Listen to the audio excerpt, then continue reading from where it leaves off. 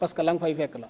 baaba mii bu la liggéeyee da nga koy jaawal importé mais boo demee atelier lan mooy problème bi dootoo am ci moom confiance parce que lii problème matériel ba nga fay fekk la ay matériel ancien lañ yor bu ñu sañoon nag lii day gën a continuer ba nga xamante ni dinañ ci gis suñu bopp am ay place yu moderne ba nga xam ne ku fa ñëw dina xam ne kat sénégalais yi fi ñu nekkoon jóge nañ fi ñu ngi fii kon nag ñu ngi lay sant di la gërëm ci sa taxawaay di gërëm ñëpp jërë ngeen jëf. ci nuyoo bi di ci jiital monsieur Agne mi nga xamante ni ginnaaw yàlla moom moo dox ba lii antu di ci teg président national monsieur Idrissa Diouf wax fa dëgg yàlla moom itam taxawaay ci taxawaay bu mat sëkk di ci teg monsieur Ibrahima Niane moom it di ko sant di ko gërëm wax fa dëgg yàlla rafetlu nañu taxawaay bi waaye xel nag day fattu maa ngi ciy jéggalu baroon naa jiital monsieur le maire maa ngi jéggalu ci loolu bu baax a baax ndey monsieur le maire laa waroon a jiital ndaxte yàlla def na ni bi ñuy nekk lijjanti salle bi maire yi yëpp dañu nekk ci réflexion biñ ko contacté wax fa dëgg yàlla mu jàpp ci bu baax ni nañu fournir dossier yi ñu war a fournir dem yóbbu ko bureau courrier ñu mujj photo dossier yi envoyé ko pour ñu mun ñu seet yokk place bi kon nag ñu ngi ko ci sant bu baax di ko ci remercier. secteur de l'artisanat kenn mënu ko tudd ci Sénégal te tuddloo Thiès donc dynamique boobu engagement boobu malgré am na ay différentes organisations professionnelles yu fi nekk du ñàkk sax am na ñoo xamante ni ñu ngi fi bokk nañ ci yeneen organisation professionnelle yoo xam ne ñu ngi fay daje te xëy na peut-être miinante wuñu mais dynamique boobu rek moom moo fi nekk secteur de l'artisanat nag du moment bu nga xamante ni dafay am ku ñuy promouvoir ak ku ñu dul promouvoir conscience collective la ñu war a am pour relever défis socio-économiques et politiques yi mu wax ndax li mu wax ni foofu lay dugg ndax bu ñu fédéré sunu force ànd nekk benn bokk benn objectif lépp lu ñu bëgg a redynamiser ci secteur bi dinañ ko def donc message fort la te defe naa ni président jël na ci note ñu renouveler vraiment dynamique gu secteur de l'artisanat rawatina seen i outils rawatina seen i expérience te commencé nañ ko nag defe naa ni bu ñu organiser woo xam ni ñuy gérer sunu entreprise xam ni ñuy gérer sunu alal rek ñun ñooy dem jëndal sunu bopp à l'extérieur sunuy matériel te defe naa ni loolu mooy objectif bi. ñuy ànd ak mbégte rek ci atelier bi nga xamante ne nii moom ngeen fi def muy atelier de formation sur l'artisanat ndax kenn umpalewul artisanat importance bi mu am ci dund bi waxuma la au niveau de Thiès sax ndax loolu moom da di loo xamante ne nii dañ koy rafetlu te di leen ñaan tamitam muy continuer ngeen di ko def parce que ci loo nekk rek il faut ngay am ñoo xamante ne nii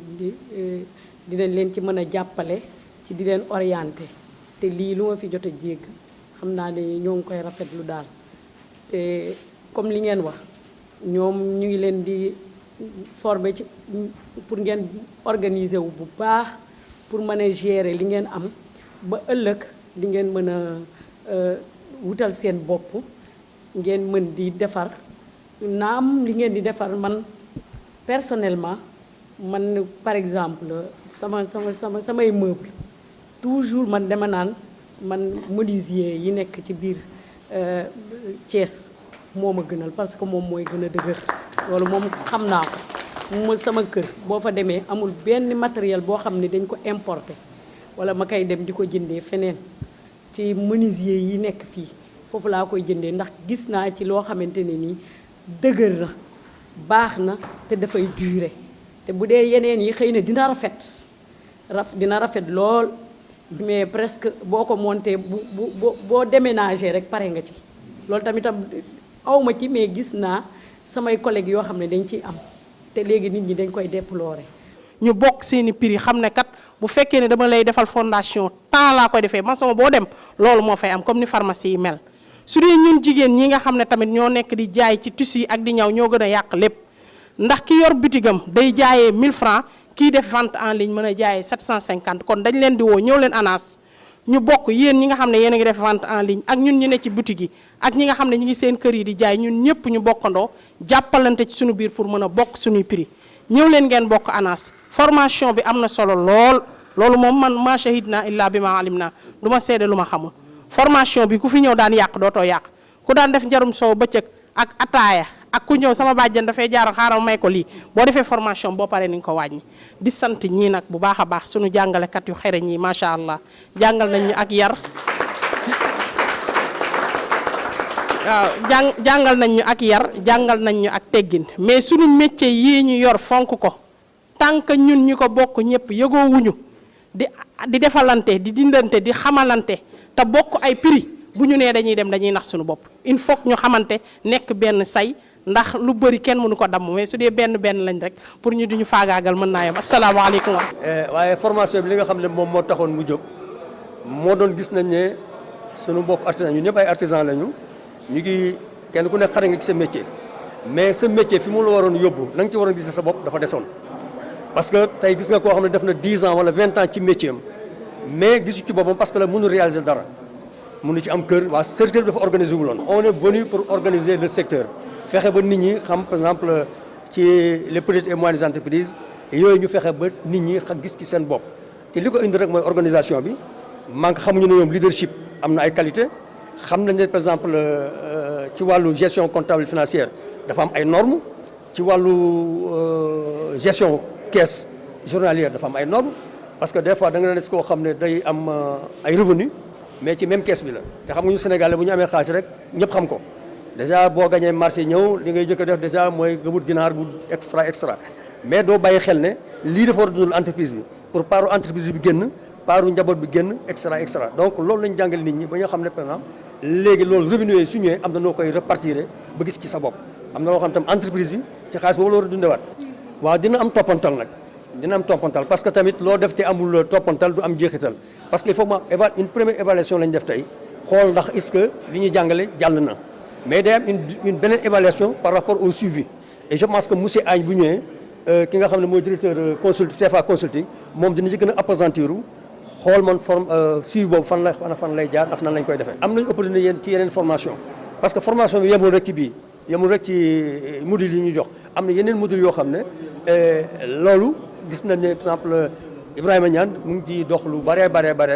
pour que au moins beneen formation yoonu ci wàllu transformatrice yi donc am nañu un projet pour ñoom et je pense que xëy na bu nit ñi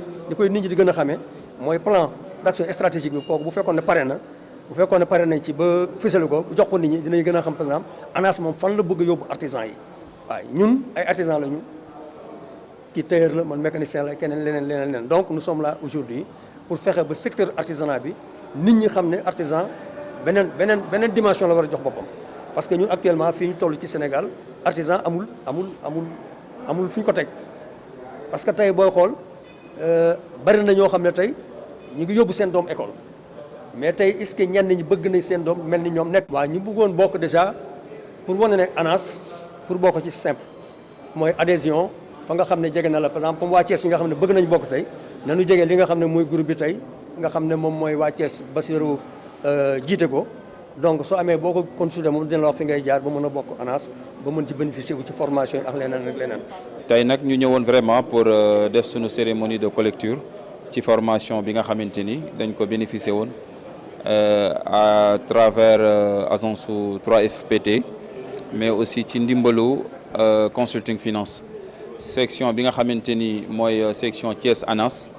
ñu waroon leen defal seen section de formation tey. te ku wax artisanat wax secteur bu am solo ci secteur bi nga xamante ni ci la ñu nekk. bon merci du ma wax en tant que formateur damay wax en tant que membre de l'association parce que dama doon bokk ci ñu doon former mais dinaa wax rek ci importance bi nga xamante ni moom la formation bi am te formation bi nekkoon formation en entrepreneuriat. en tant que participant merci te ku xool Sénégal tey ci développement xam ni dañu jëm vers une autre mutation en l'entrepreneuriat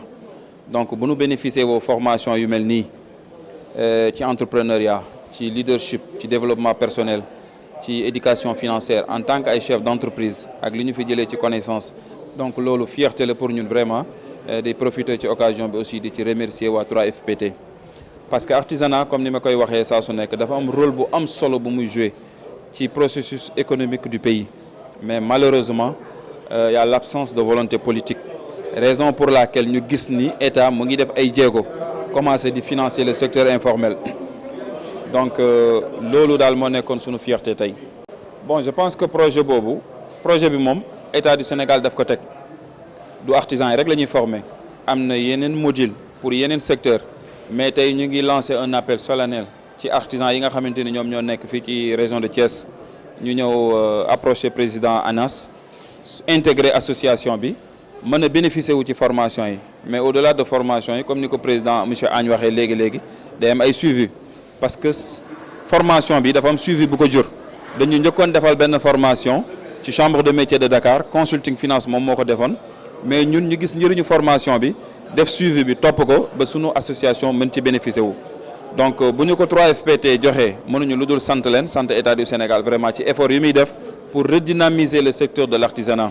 donc ñu ngi ciy lancer un appel ci artisans yi nga xamante ni ñoo nekk Thiès ñu ñëw intégrer ci biir association bi mën a bénéficier wu ci formation yi mais aussi mën a bénéficier wu ci suivi bi ndax suivi bi moom moo ëpp solo. gis ni vraiment monsieur le maire def na ci taxawaay yu am solo ndax c'est pas évident dispositif bi yëpp mu jox ñu ko cela veut dire que ni ñii bëgg nañu lu développer seen raison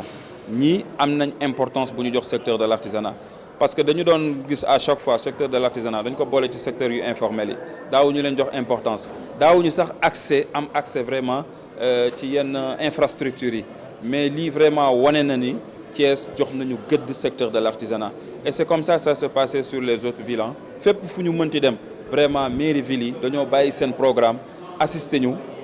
maire bi aussi yabal ay nit cela veut dire que ni Sénégal mu ngi am beneen prise de conscience ndax xam nañ ci seen wàllu politique ni Sénégal mënul développer mukk tant que secteur de l'artisanat dugg ci kon nag ñu ngi remercier monsieur le maire à travers ñi ko fi représenté taxawaay bi am na solo salle bi mu mettre ko à notre disposition pendant 4 jours ak li ko accompagner yëpp donc mënuñu lu dul remercier ko. yor commission de la formation ci conseil municipal bi nekk fii à Thiès ànd ko ak Adja Marie Faye ñu bokk commission donc di rafetlu liggéey bi nga xamante ni moom la fi ñi doon def muy les artisans de Thiès di ñu tudd waa ANAS di remercier di gërëm CFA Consulting mais aussi de remercier waa 3FPT yi nga xamante ni ñoom ñoo financé le programme di wax ni le maire de la ville de Thiès comme ni ngeen ko waxee objectif am mooy toucher tous les secteurs yi nga xamante ni ñi ngi nekk fii à Thiès mais aussi au niveau national c'est-à-dire programme am deful xaaj ak seen ci kenn lépp loo xamante ni développement la boo xamante ni buñ ko toucher dina indi xereñte dina indi économie dina indi développement ci Thiès dina leen ci accompagner loolu moo tax mu mettre leen à la disposition salle bi nga xamante ni mooy salle de conférence bi ak tout ce qui est nécessaire pour que ngeen mën a def seen formation ni ngeen ko defee en tout cas di leen wax ni le maire de la ville de Thiès à travers en fait la commune de la ville de Thiès à travers le maire docteur Babacar Diop dina accompagner ci lépp loo xam ne ni kattanam la secteurs yi nga xam ne ñoo nekk ci Thiès sans oublier les artisans di leen tàllal loxo encore une fois di leen wax ni ko doyen bi waxee il faut que ngeen déposer ay demandes de formation et de financement dans les structures financières yi nga xam ñi ngi fi état am na ay structures financières yu fi nekk yoo xam dañuy accompagner les artisans mais aussi y a les structures financières nu mu tudd locales les banques et les mutuelles ñi ngi fi di accompagner aussi nit ñi donc il ne faut pas avoir peur d'aller auprès de ces structures pour demander des financements pour mën a def seen liggéey correctement parce que fii ku fi avancer rek c'est parce que dafa am ku la teg loxo te ñooñu ñoo fi nekk pour mën a tegaate loxo pour que mën a kii li am solo rek mooy bu ngeen ci demee aussi dañ leen a jox xaalis boo xamante ni du ki leen ko jox moomu ko donc na ngeen ci liggéey def ci fulla ak fayda liggéey delloo bu ko defee ñu mën a jox keneen mu nekk benn fonds boo xam ne revolving lay doon encore une fois ñu ngi leen di remercier bu baax di leen encourager di leen ñaanal aussi formation bi ngeen fi jëlee moo entrepreneuriat leadership comptabilité et gestion mu nekk loo xam daf leen di jariñ seen àdduna ci seen liggéey mais aussi jariñ société bi ba nga xamante ni ëllëgu Sénégal dañ naan Thiès les artisans de Thiès ñoo nekk les meilleurs artisans du Sénégal parce que ñoo gën a am une gestion fiable boo xamante ni moom la ñu doxalee seen liggéey. li tënk formation bi mooy c'est un dolli xam-xam les artisans parce que artisans yi ku nekk am nga sa métier tey duñu leen jàngal seen métier parce que ñooñu ko gën a xam li ñu mën a jàppale mooy ci organisation renforcement de capacité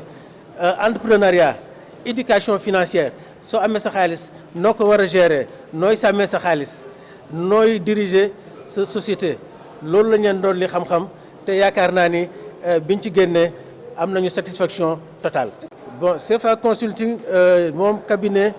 de conseil la en gestion en finance nekkul moom mooy joxe financement yi CFA Consulting lu mu mën mooy dimbali leen ci organisation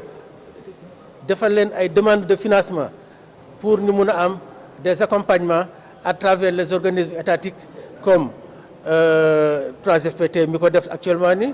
ADPME aussi da koy def la DER day financé